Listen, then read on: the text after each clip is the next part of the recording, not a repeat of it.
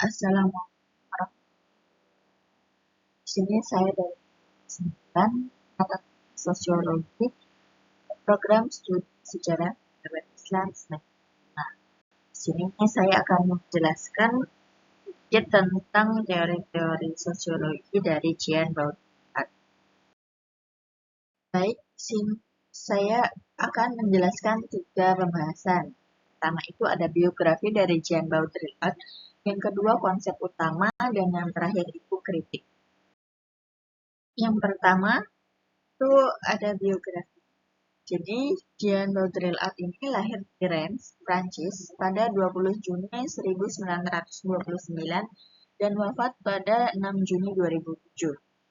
Baudrillard adalah seorang pakar teori kebudayaan, filsuf kontemporer, komentator politik, sosiolog, dan fotografer asal Prancis.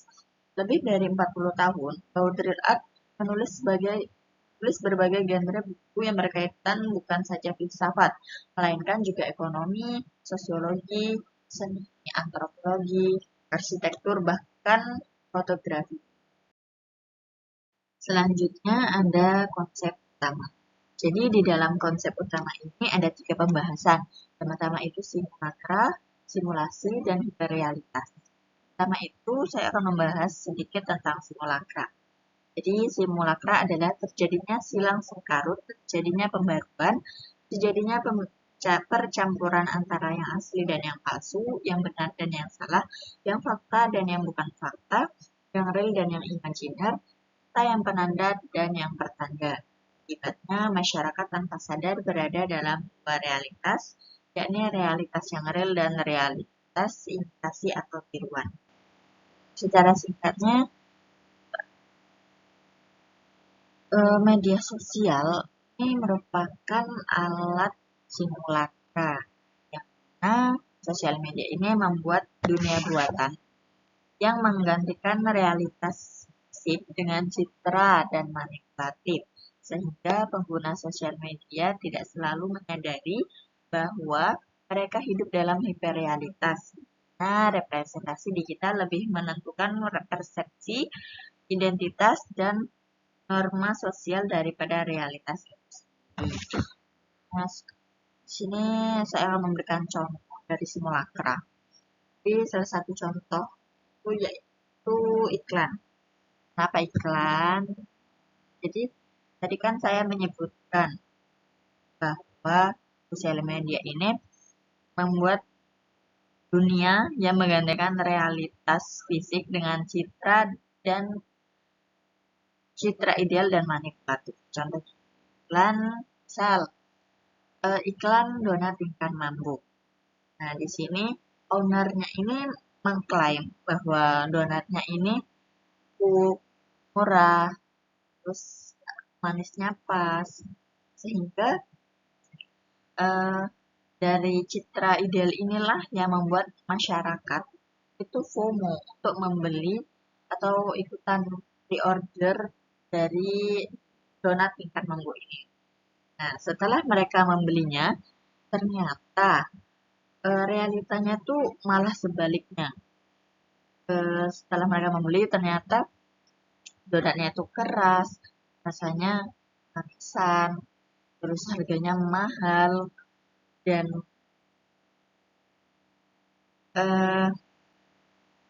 malah donat ini rasanya seperti bukan donat. Ada yang mengatakan bahwa donat tingkat mambo ini malah mirip seperti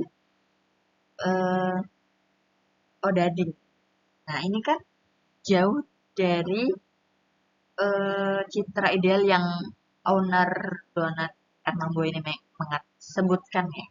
Nah, hal inilah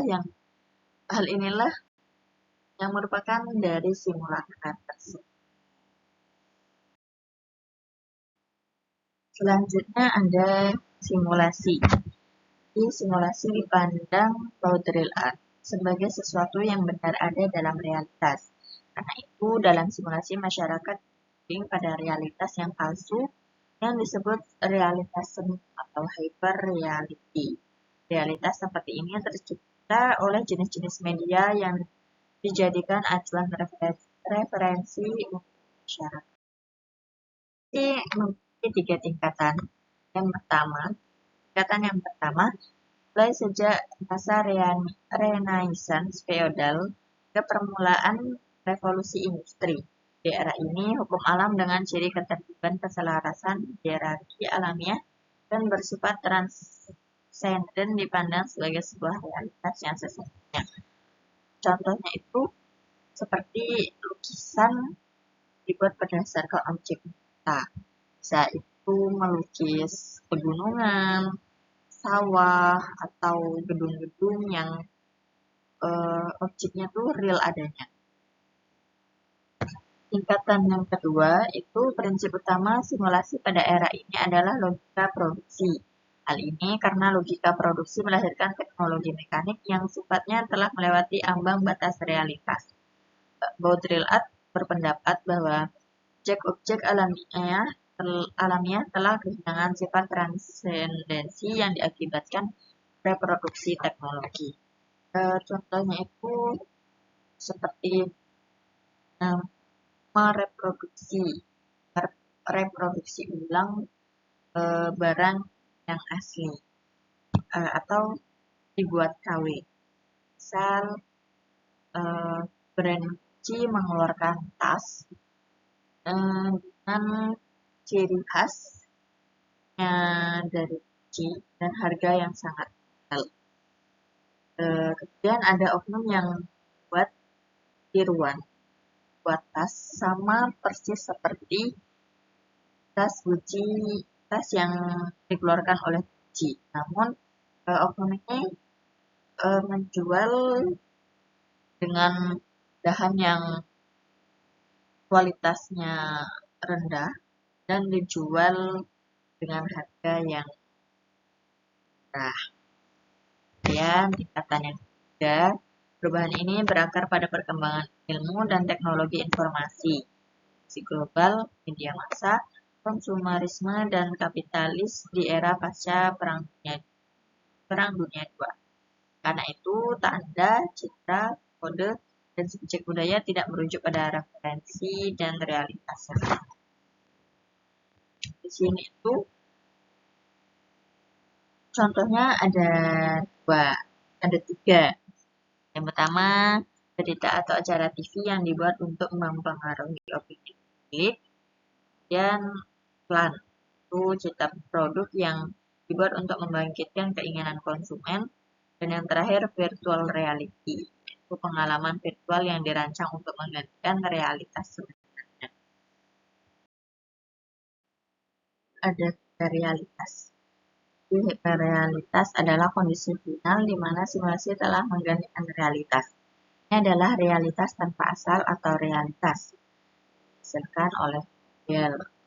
Dalam hyperrealitas tidak mungkin lagi membedakan antara realitas dan simulasi. Baudrillard menegaskan bahwa hyperrealitas bukan berarti tidak nyata, tetapi lebih merupakan sebuah simulacrum yang tidak lagi bertukar dengan apa yang nyata, melainkan bertukar di dalam dirinya sendiri dalam sebuah sirkuit tanpa referensi atau lingkaran. Contohnya itu film dan sinema. Film yang menampilkan kejadian sejarah atau fiksi yang dibuat sedemikian rupa sehingga terasa lebih nyata daripada kejadian sebenarnya.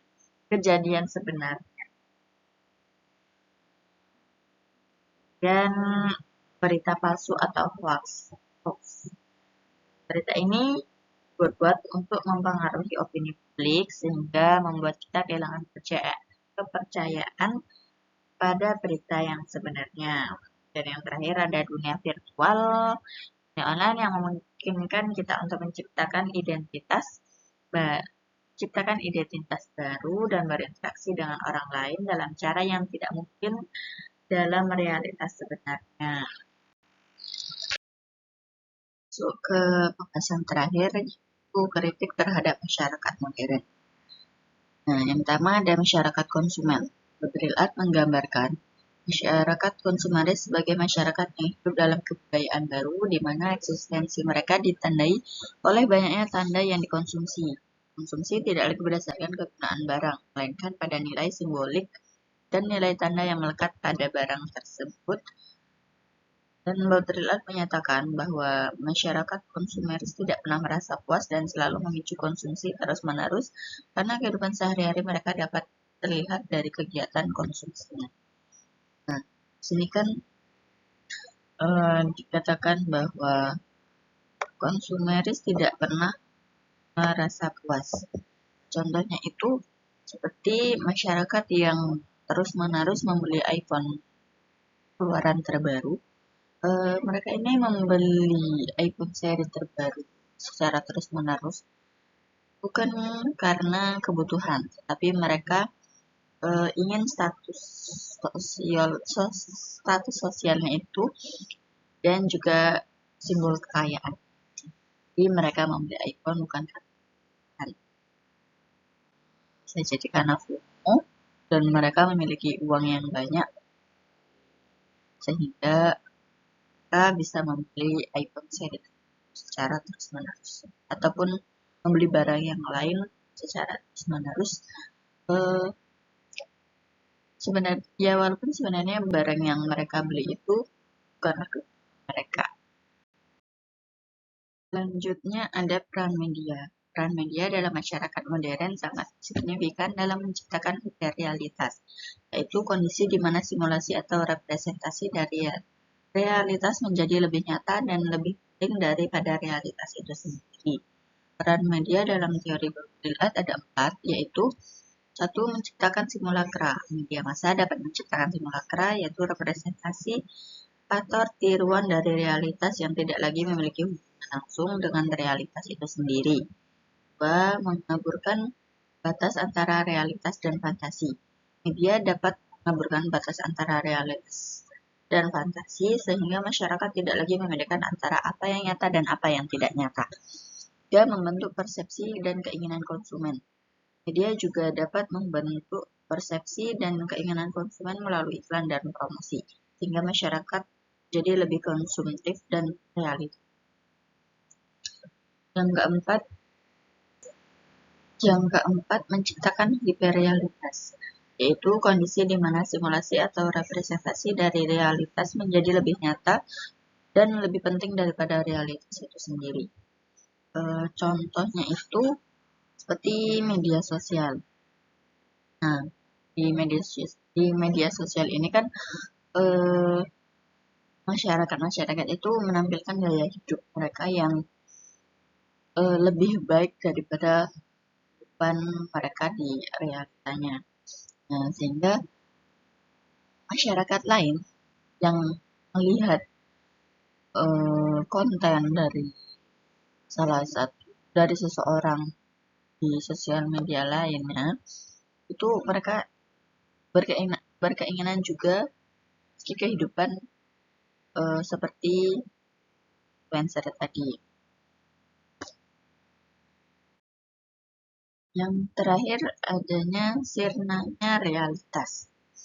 Baudrillard mengatakan bahwa realitas telah sirna dan digantikan oleh simulasi atau representasi dari realitas yang tidak lagi memiliki hubungan langsung dengan realitas itu sendiri.